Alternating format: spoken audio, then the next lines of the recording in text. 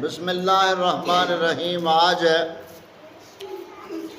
8 ربیع الثانی شریف 1446 سن ہجری، 12 اکتوبر 2024، 27/2081 بکرمی مطابق بروز ہفتہ۔ آج کا ہمارا مختصر درس آپ طلباء و سامعین و ناظرین سے کل ہم نے جو پڑھا تھا، پرسوں جمعرات کو، کل جمعہ شریف تھا، وہ کیا پڑھا تھا؟ لفظ غوث اعظم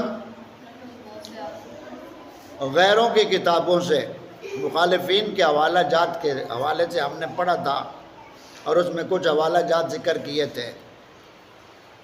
آج ہم وہابیوں پر یا دیوبندیوں پر کچھ سوالات قائم کریں گے۔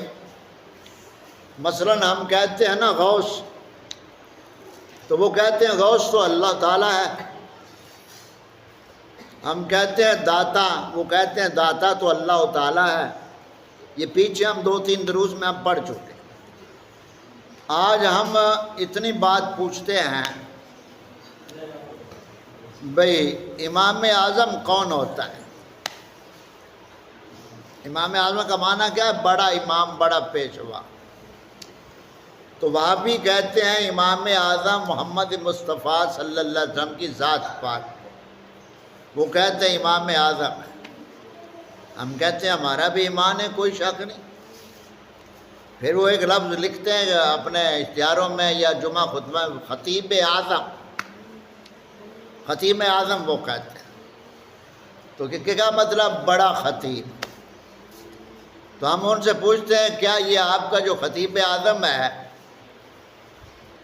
یہ نبی پاک صلی اللہ علیہ وسلم سے بڑا خطیب ہے؟ وہ کہیں گے نہیں۔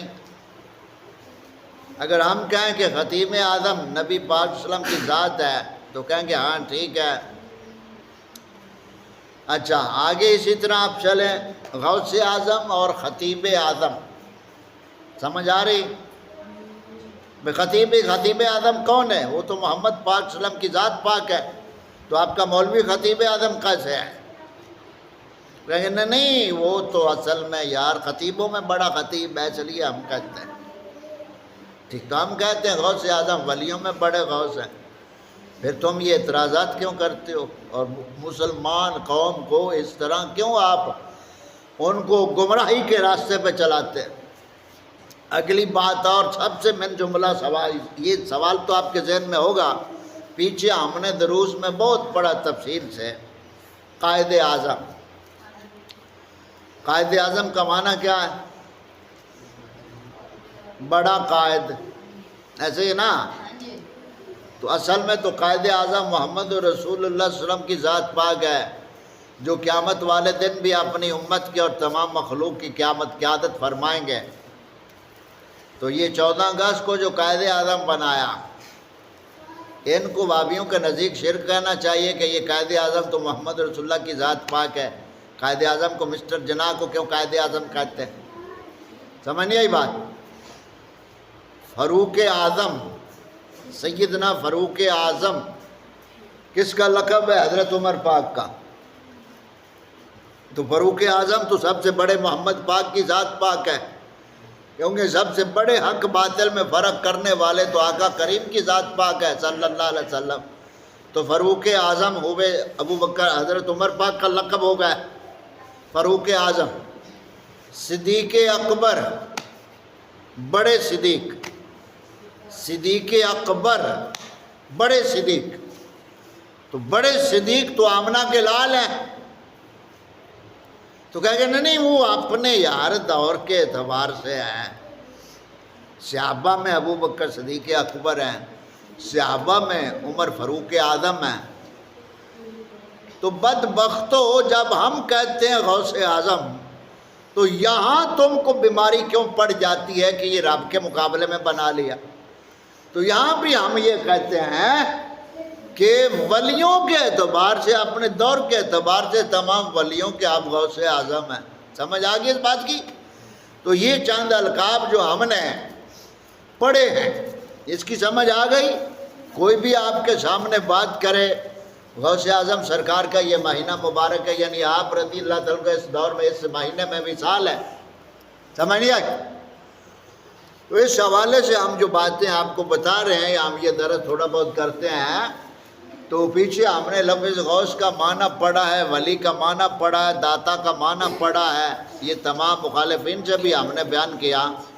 تو آج ہم نے جو سمجھی بات ہے وہ ان القابات کے حوالہ سے ہے، سمجھ آ گئی؟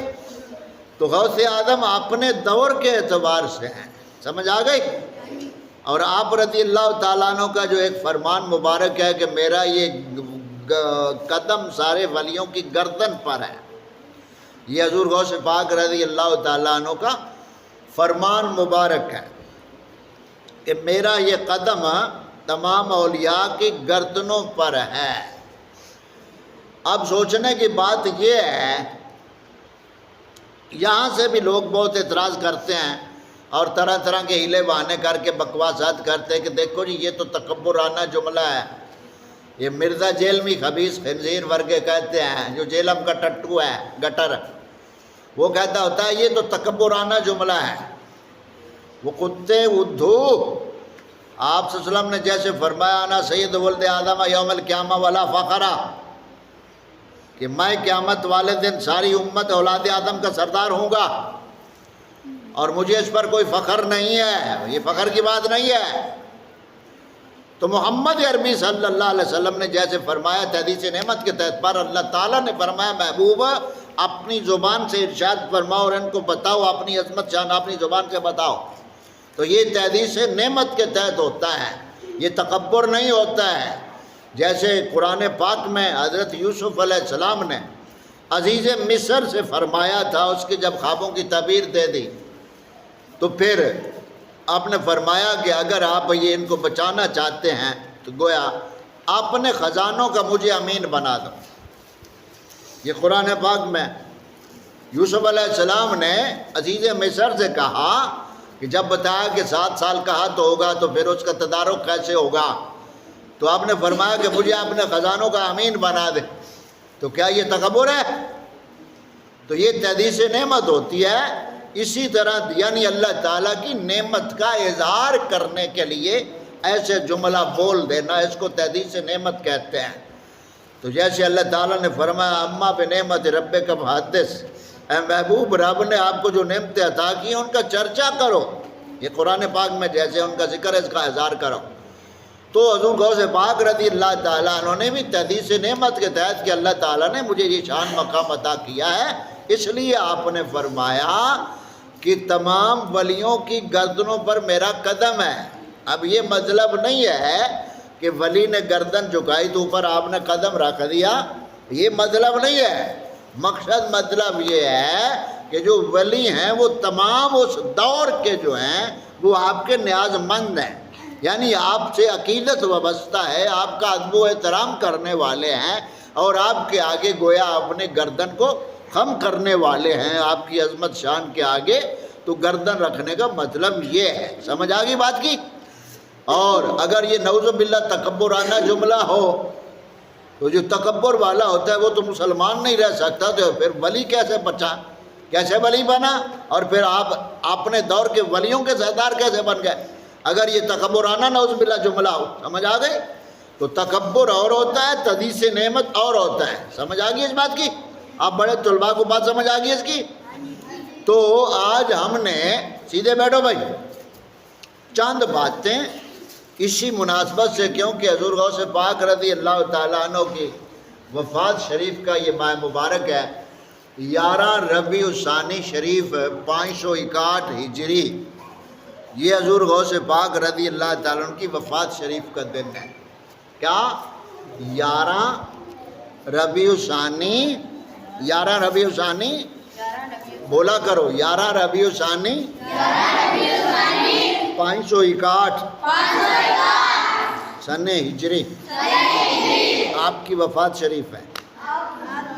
اس حوالہ سے اس ماہ مبارک میں 11ویں کو بڑی 11ویں شریف کہا جاتا ہے۔ کیا؟ بڑی 11ویں شریف کہا جاتا ہے، کیونکہ آپ کے وصال کا دن ہے۔ اور وہاں بھی جو خبیث ہیں وہ نوز باللہ اس طرح کی بکواسات کرتے ہیں جی ایک وڈی 11ویں ہوتی ہے ایک چھوٹی 11ویں ہوتی ہے، اگے چھوٹی 11ویں تو ہے ہی ہے، وڈی 11ویں کی ہوتی ہے اگے وہ اوور ٹائم ہوتا ہے، نعوذ باللہ۔ یہ بکواسات کرتے ہیں وہابی دیوبندی، وہابی خاص طور پر۔ یہ حبیب الرحمن یزدانی خبیث کا بیٹا جو ہے عبدالرؤف یزدانی، یہ اس کی بکواسات ہے، اور ان کا وہ جو سبٹین شاہ خبیث ہے اس نے تو نعوذ باللہ یہاں تک کہا کہ نعوذ باللہ نقل کفر نباشد، اس نے نعوذ باللہ یہاں تک بکواس کر دی کہ جو 11ویں ہے یہ نعوذ باللہ سور سے خنزیر سے زیادہ ناپاک ہے، نعوذ باللہ۔ اس طرح انہوں نے بکواسات کی ہوئی ہے، اور یہ آن دی ریکارڈ چیزیں سمجھ آ گئی۔ تو آخری بات اس پہ یہ سمجھ لیں کہ جہاں سے وہ دھوکہ دیتے ہیں، وہ کہتے ہوتے ہیں جی 11ویں غیر اللہ کے نام کی ہوتی تو اس لیے حرام ہوتی ہے۔ وہ آیت پاک پڑھتے ہوتے ہیں وَمَا أُحِلَّ بِهِ لِغَيْرِ اللَّهِ، یعنی ہر وہ چیز جس پہ غیر کا نام آ جائے تو وہ حرام ہو جاتی ہے۔